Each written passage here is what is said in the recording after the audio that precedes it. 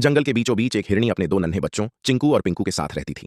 एक दिन तेज बारिश हो रही थी। उसी समय पिंकू बोला, मम्मा मुझे बहुत भूख लगी है, क्या कुछ खाने को मिलेगा? माँ हिरनी अपने बच्चों की भूख देखकर बहुत दुखी हुई। वह सोचने लगी, इतनी तेज बारिश हो रही है पर मेरे बच्चों की भूख मुझसे देखी नहीं जाती, मुझे कुछ करना ही होगा। फिर वह अपने बच्चों से बोली, चिंकू, पिंकू, मैं तुम्हारे लिए खाना लाने जा रही हूँ, तुम दोनों झाड़ियों से बाहर मत निकलना और न ही झांकना, जब तक मैं वापस ना आऊं छुपे रहना।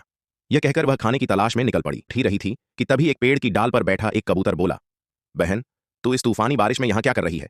हिरनी बोली, मैं अपने बच्चों के लिए खाना लेने निकली थी, लेकिन बारिश में फंस गई हूं।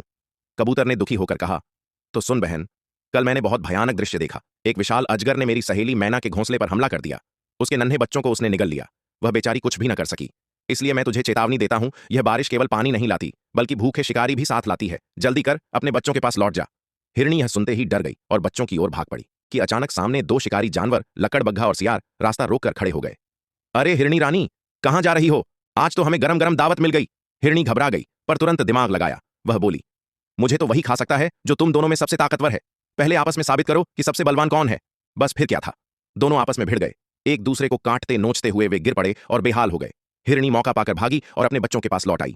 बच्चों लेकिन अगले दिन सुबह जब हिरनी ने देखा तो चिंकू और पिंकू बोल नहीं रहे थे। वह घबराकर पास गई तो देखा दोनों को तेज बुखार था।